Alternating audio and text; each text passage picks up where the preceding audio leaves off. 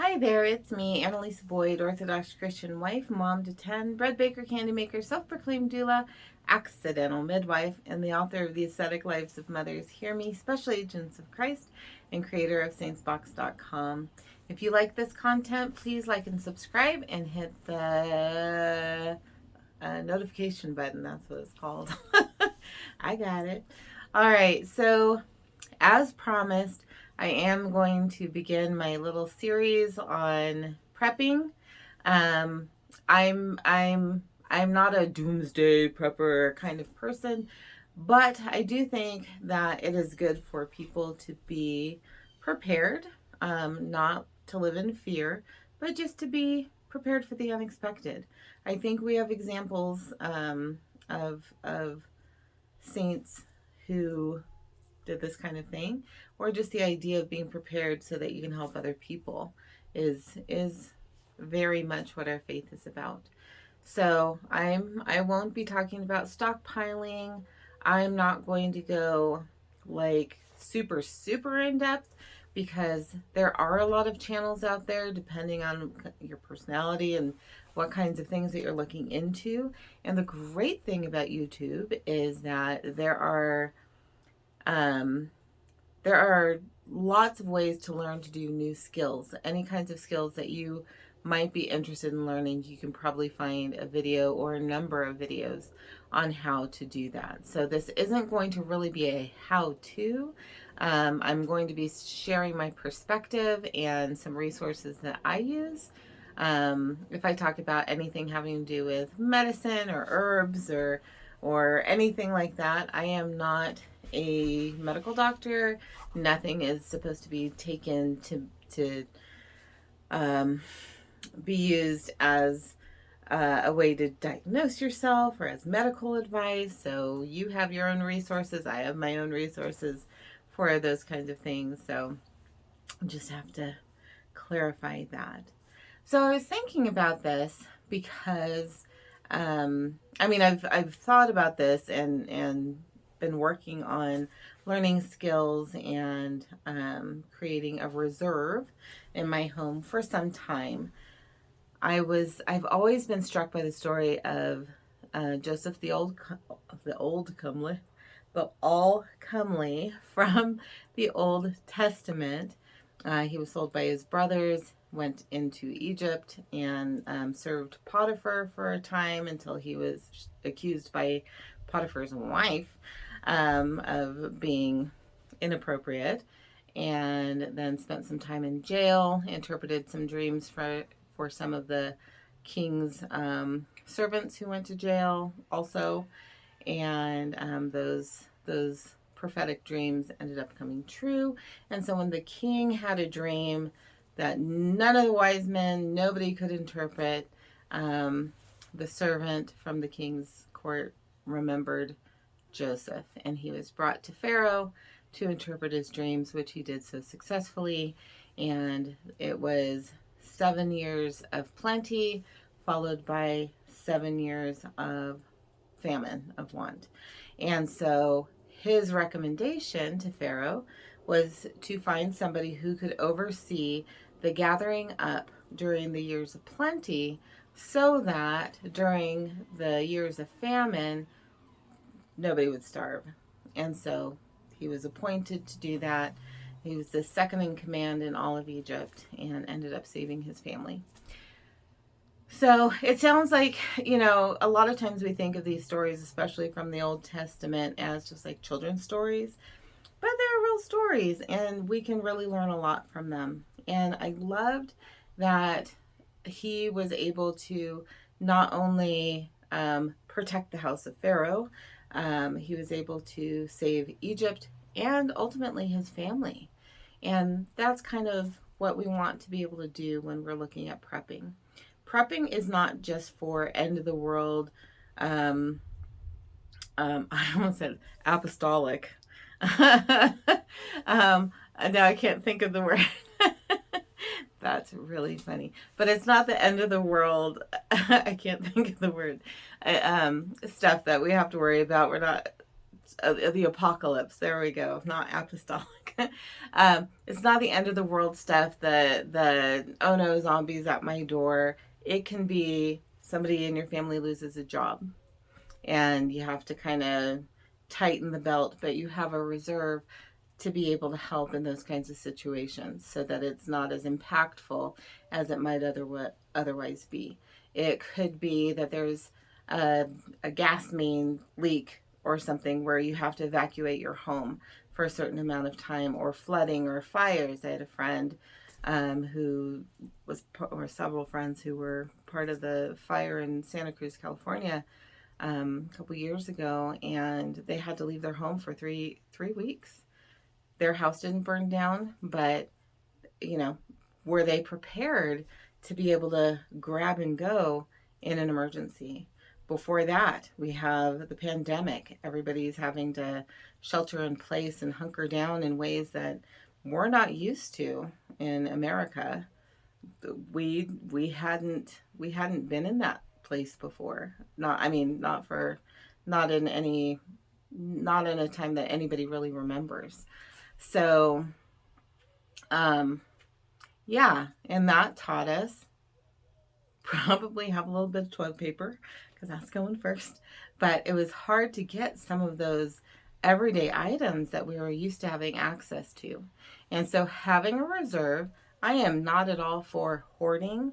I don't think that anybody should go in and buy as much as they can, and so that more people can't have access to it.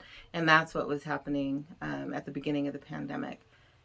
And I am so not okay with that. That drives me crazy. So if I see, let's say, maybe I get toilet paper each time I go to the store.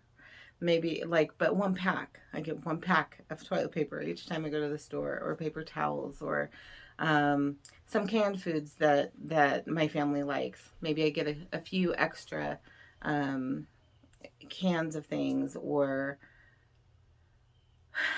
kind of whatever you use in your home with your family. Maybe just get 2 every once in a while. Maybe get an extra bag of rice each time you go to the store.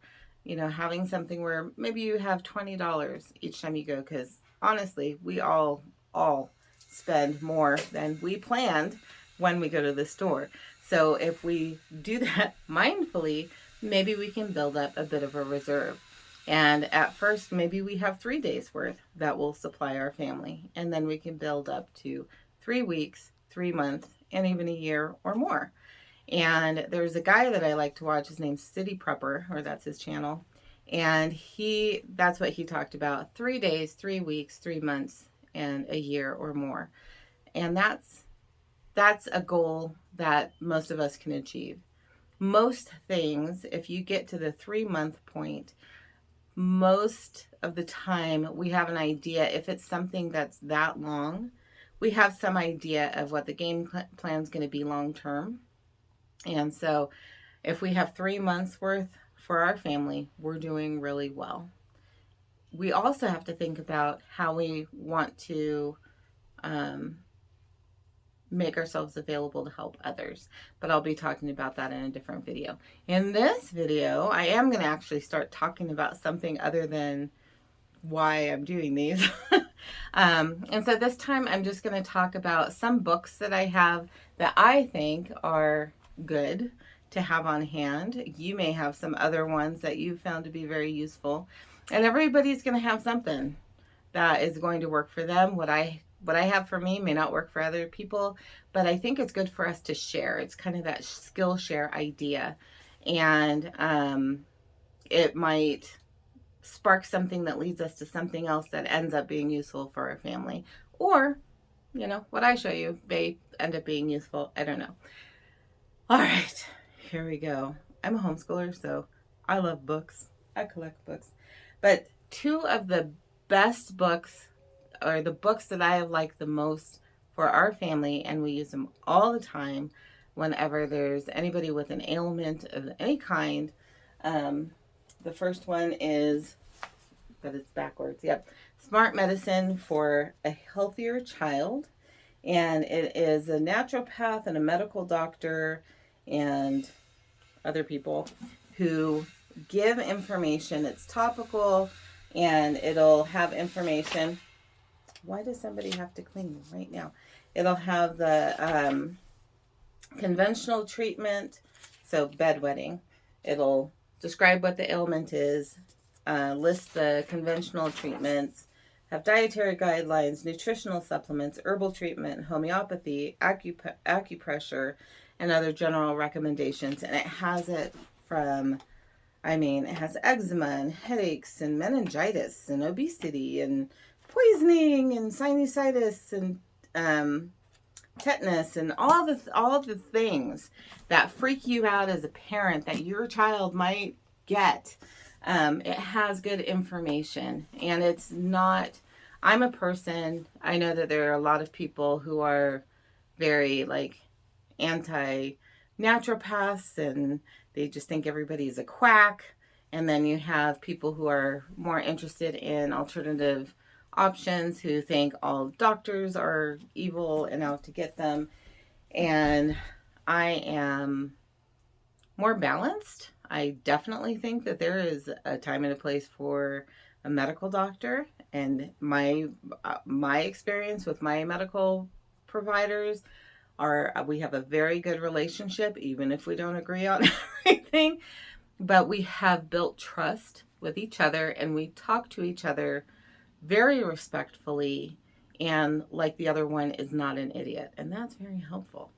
And on the other side, you have I do believe that there are a lot of times, not always, but a lot of times where we can start lower, on a lower rung of the ladder of healthcare, before having to maybe go see a medical doctor. If it's a low-key thing, I'm going to see if some things might work at home. And if it's a bigger thing or an acute situation, I'm going to go to the ER, or I'm going to make an appointment with my primary care physician. So I think there is absolutely a place for both. And I think you end up with many more resources if you kind of come at it from that point of view. I have kids who have disabilities, and so my view on things that are going to be helpful, and some of the only things that have been helpful have been certain pharmaceuticals.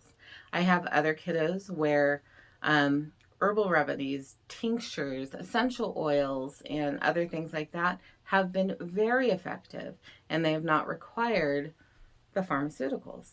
So it really depends on your needs, your children, what you have available. So I think it's very good. The other one, same people. It's Smart Medicine for Healthier Living. It's for adults. If I can figure out how to turn this around, I will. But it's really good. Janet Zand, Alan Spreen, James Levaille. Sure. But they look new because this is probably the third or fourth copy I've gone through for both of them.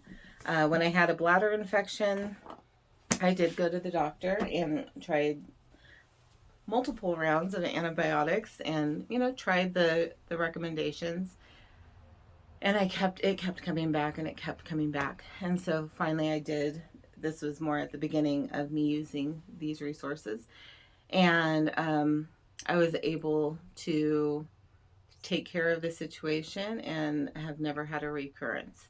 So, and that's not going to be true with everything or for everybody, but at the very least, I like the recommendations in that book, because even if I am going to see a medical doctor, maybe there are some dietary changes I can make to help support my health from recovering from whatever ailment.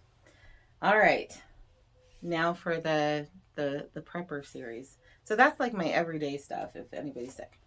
Then I was recommended these books. I don't know where the third one is, but these were, I think, originally made for the Peace Corps.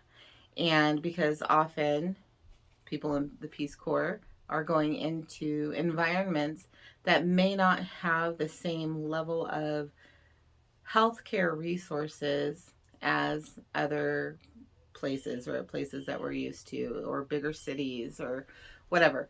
So they are given kind of a crash course and resources for how to handle some very difficult situations um, when there aren't those medical resources. One of those books is called Where There Is No Doctor, and I have it somewhere. I just don't know where it is. Has lots and lots of recommendations. Another one is Where There Is No Dentist.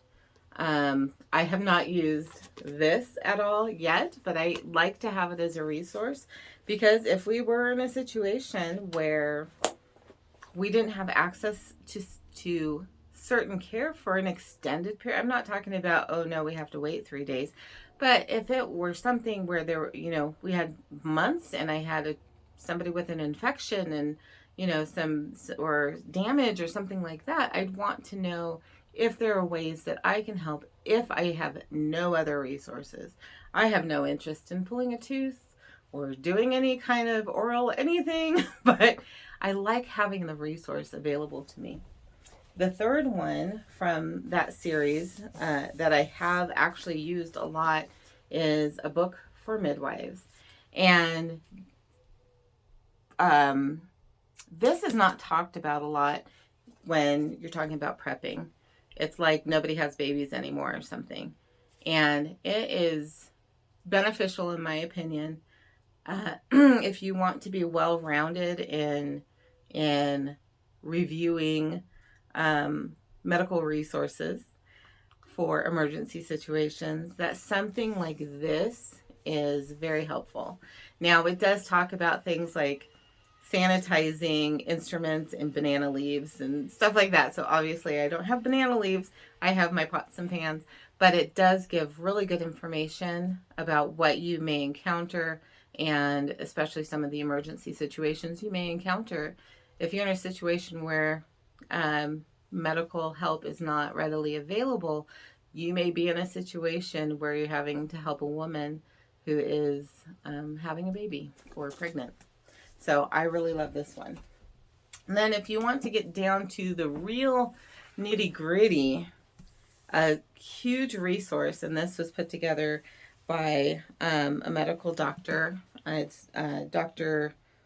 Joseph Alton and Nurse Amy Alton, husband and wife, I'm guessing. And it is a pretty extensive, amazing, not for the faint-hearted, kind of graphic book, the Survival Medicine Handbook. Yeah. So the essential guide for when help is not on the way. And they also have a channel, I think it's called, I can't remember, I'll post it in the I'll post it in the comments. But they have a website called Doom and Bloom, and they have great resources if you're wanting to put together your first aid kit, or something, or other medical things. They have lots of different kinds of kits and suggestions and recommendations. And this book, it's very fascinating. But I kind of like that kind of thing anyway. But I want to be able to be helpful if I'm in an emergency situation. So for me, it's the same as taking a CPR first aid course and getting my little certification. It's not so that it doesn't make me a doctor or an EMT or make me want to go and say, yes, I'll take over surgery.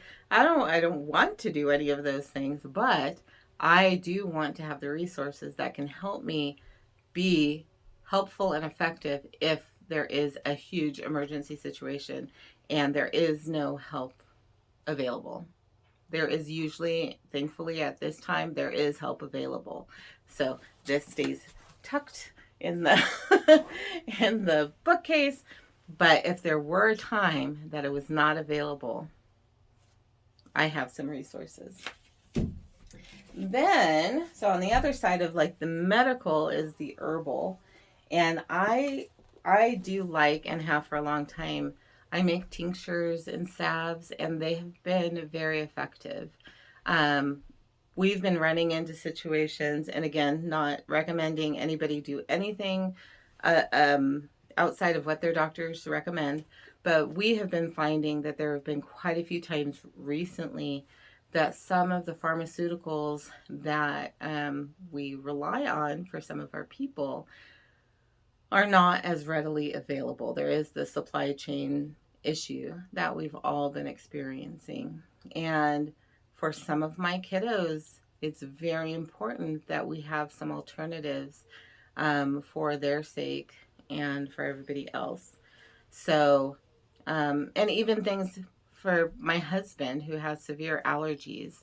This year, we've been able to use a tincture preparation that that is working as well or better, at least this year, than the over-the-counter allergy. He was having to use some pretty heavy-duty allergy medication. I mean, he's usually a mess. So it has been wonderful to see within a few minutes the symptoms go away, and that's been amazing. So it's good to learn. It just makes you more well-rounded and gives you more resources to draw from. And one of the books that I like is The Lost Book of Herbal Remedies, and it's by Dr. Nicole Apelian. She was, if you like this show, it's kind of fun and intense. It's called Alone from the History Channel. And she was out there for like 56 days or something like that. It's a very interesting show. But she's a master herbalist and has this book, The Lost Book of Herbal Remedies, that is very fun. I'm using it with my kids, and we're going through lots of colorful pictures and great ideas and recommendations. You learn to recognize and identify different plants and things that you can use, things that are on your lawn. A lot of people have plantain and think it's this horrible weed, but it's actually fantastic for bee stings and skin. If you have skin irritation and issues, you can add it to a salve, and it can be very helpful with healing, and you can eat it like salad. So so we've been looking at that book, and then we made our own little herbal book, Mama's Herb Journal, and each of my kids have one. And we have information. We just, if we have it in our garden, the best way to learn about herbs is to grow them. Then you can definitely recognize them. You become friends with them, familiar with them, and it's been really fun for my people. So if we have a little bit, we glue some in there, and then we write down, the things that it is helpful for. It has a green check mark if it's something that's edible. It has a little red dot if there's like more information about, oh, be careful. So this has been a really great way, and my kids are starting to be able to identify herbs when we're out and about and in our garden. They're starting to know the properties that are beneficial, and they're asking to use them. So we've been able to make some glycerites, and that's basically a tincture made with glycerin instead of alcohol. We've made tinctures made with alcohol, and then we've made some salves, and that have been very helpful in healing. Couple other books that I have. There is the Tea Garden, the Growing Your Own Tea Garden, the Guide to Growing and Harvesting Flavorful Teas in Your Backyard. And this is another great book and great idea for becoming familiar with herbs in a very low-key, safe kind of way. Healing herbal teas, same kind of thing. So you just take it to the next level where you're intentionally not just for the flavor and calming. You're looking, it has a lot of recipes in there for different kind of teas you can make for different kinds of ailments. But again, it's a lower key way to attend to your health. And finally, this is probably my favorite book right now, the Master Recipes from the Herbal Apothecary. And it just has a lot of great ideas and recipes for herbal options if that's something that you're interested in. But I do think it's important for us to learn both, to learn first aid with medicine and with what we call, it's funny, we call it traditional medicine, but it's not. Traditional is the herbal, but to have both, to be well rounded and be able to draw from both sides to be as effective as possible, I think is a really good way to go. So that's for this time. If you have the ability just to start out, go take a CPR and first aid class and get your little Red Cross card. If you are more interested and want to go further, you can go to your community college and take some of those EMT courses so that you have more knowledge, more information. There are a lot of things on YouTube where you can learn how to suture. Again, I have never sutured, even when my child hurt their leg and required stitches. I didn't do that because we had access to the urgent care. So that is not something I look forward to doing, but I do want to have that skill. And so there are videos on how to do that successfully, things you need to know. So there's so many videos out there that have really good information. Definitely do your research. Make sure that whoever you're listening to is an expert, is knowledgeable in whatever you're trying to learn about. And yeah, see what you can come up with. So great resources. For me, it's a lot of fun, but then I'm like a weird birth junkie and I like all the medical stuff. It's very fun. And I like knowing that most of the time I have been able to help my people with the skills that I have been learning.